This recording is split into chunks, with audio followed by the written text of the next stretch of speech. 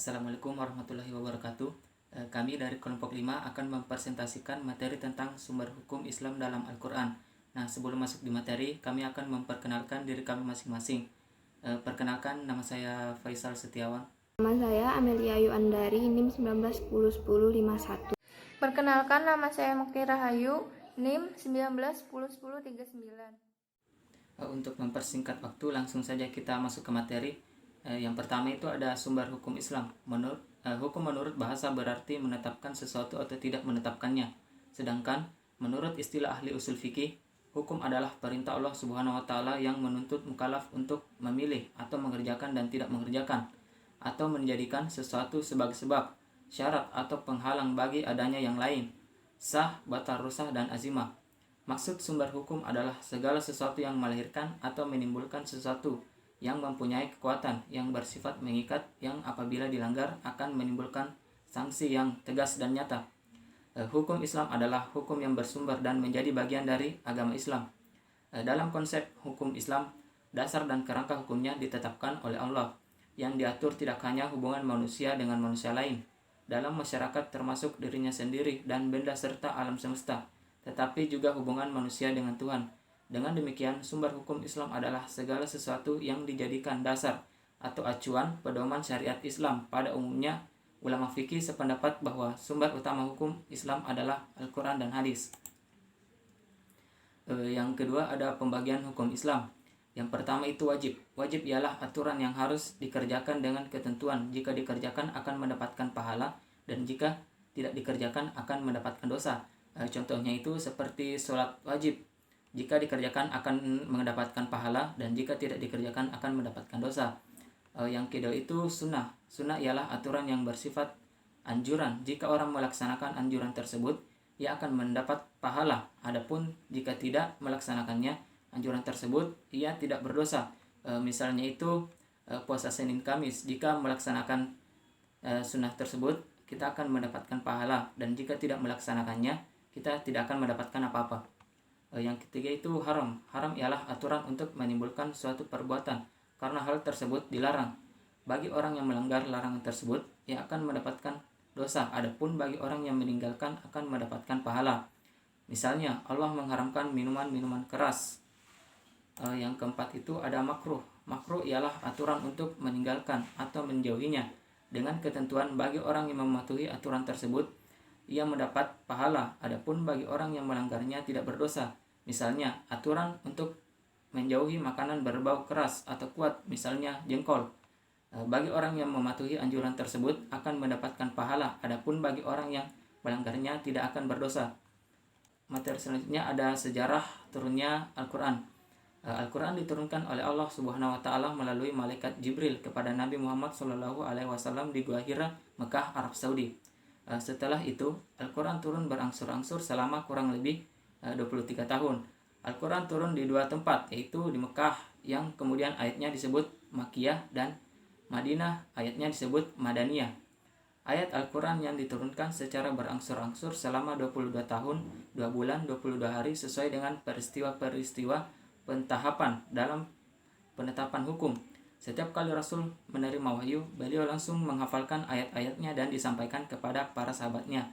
Para sahabatnya pun disuruh menghafalkan ayat-ayat Al-Quran dan menuliskannya di atas pelapa kurma, lempengan-lempengan batu, dan keping-kepingan tulang belulang. Ilmu mempelajari Al-Quran. Yang pertama, ilmu mawatin al-nuzul, yaitu ilmu yang menerangkan tempat-tempat turunnya ayat, masanya, awal dan akhirnya. Kitab yang membahas ilmu ini banyak, diantaranya ialah Al-Itqa, tulisan Al-Suyuti. Yang kedua, ilmu tawarik al-nuzul, yaitu ilmu yang menerangkan dan menjelaskan masa turun ayat dan tertib turunnya, satu demi satu dan awal turun hingga akhirnya.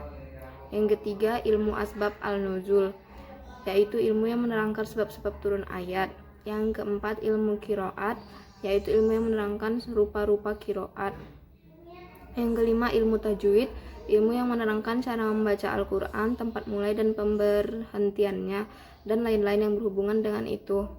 Yang keenam, ilmu gharib Al-Quran, yaitu ilmu yang menerangkan makna kata-kata ganjil yang tidak dapat dalam kitab-kitab biasa.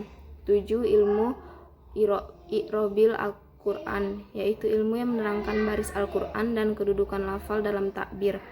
Yang ke-8, ilmu wujuh wa al-nazair, yaitu ilmu yang menerangkan kata-kata Al-Quran yang banyak arti, menerangkan makna yang dimaksud pada satu-satu tempat. Yang ke-9, ilmu ma'rifat al-muhkam wa al-mutasyabih, yaitu ilmu yang menyatakan ayat-ayat yang dipandang muhkam dan ayat-ayat yang dianggap mutasyabih. Yang ke-10, ilmu al-nasik wa al-mansuk, yaitu ilmu yang menerangkan ayat-ayat yang dianggap mansuk oleh sebagian musafir. Untuk mempelajari ilmu ini dapat kita baca di al-nasik wa al-mansuk susunan Abu Ja'far al-Nahas dan Itqon karangan al-Suyuti. Yang 11, ilmu Badai Al-Quran, ilmu yang membahas keindahan-keindahan Al-Quran. Ilmu ini menerangkan kesusasteraan Al-Quran, kepelikan-kepelikan dan ketinggian-ketinggian balaghahnya. Yang ke-12, ilmu Izaro Al-Quran, yaitu ilmu yang menerangkan kekuatan susunan tuturan Al-Quran. Yang ke-13, ilmu tanasub ayat Al-Quran, yaitu ilmu yang menerangkan persesuaian antara suatu ayat dengan ayat sebelum dan sesudahnya. Yang ke-14, ilmu aqsam Al-Quran, yaitu ilmu yang menerangkan arti dan maksud-maksud sumpah Tuhan atau sumpah-sumpah lainnya yang terdapat di dalam Al-Quran. Yang ke-15, ilmu amsal Al-Quran, ilmu yang menerangkan segala perumpamaan yang ada dalam Al-Quran. Yang ke-16, ilmu jidal Al-Quran, ilmu yang mengetahui rupa-rupa debat yang dihadapkan Al-Quran kepada kaum musyrikin dan lain-lain. Yang ke-17, ilmu adab al-tilawah Al-Quran, yaitu ilmu yang mempelajari segala bentuk aturan yang harus dipakai dan dilaksanakan dalam membaca Al-Quran, segala kesusilaan, kesopanan, dan ketentuan yang harus dijaga ketika membaca Al-Quran. Salah satu kitab yang amat baik. Kelebihan Al-Quran atas kitab suci lainnya. Al-Quran merupakan kitab yang syamil, yang mencakup seluruh ajaran Tuhan yang ada pada kitab-kitab yang diturunkan sebelumnya, Taurat, Injil, dan Zabur, dan lain-lain. Sebagaimana firman Allah dalam surat Al-Maidah ayat 48 yang berbunyi, "Dan kami telah turunkan kepadamu Al-Quran dengan membawa kebenaran, membenarkan apa yang sebelumnya, yaitu kitab-kitab yang diturunkan sebelumnya, dan batu ujian terhadap kitab-kitab yang lain itu.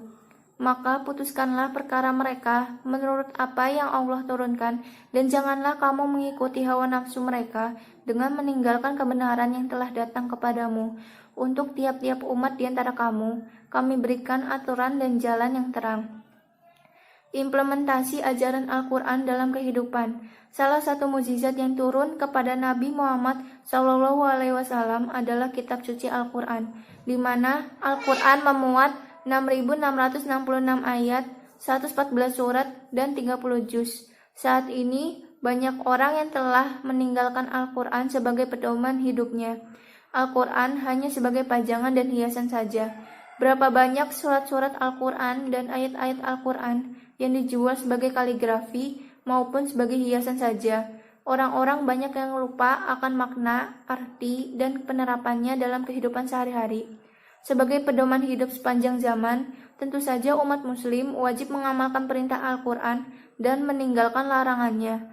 Bila kita menjauhi Al-Quran, maka umat muslim akan menjadi lemah. Al-Quran adalah sumber kekuatan bagi setiap muslim di seluruh dunia. Dengan membumikan Al-Quran dalam kehidupan sehari-hari, maka itu telah menunjukkan bagaimana umat ini diberikan petunjuk jalan yang lurus bagi keselamatan hidup di dunia dan akhirat.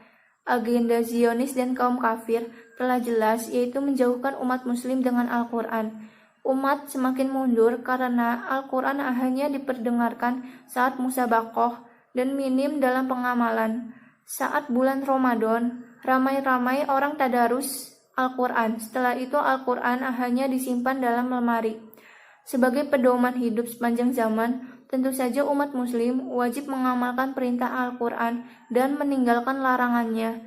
Bila kita menjauhi Al-Quran, maka umat muslim akan menjadi lemah. Al-Quran adalah sumber kekuatan bagi setiap muslim di seluruh dunia. Sekian, terima kasih.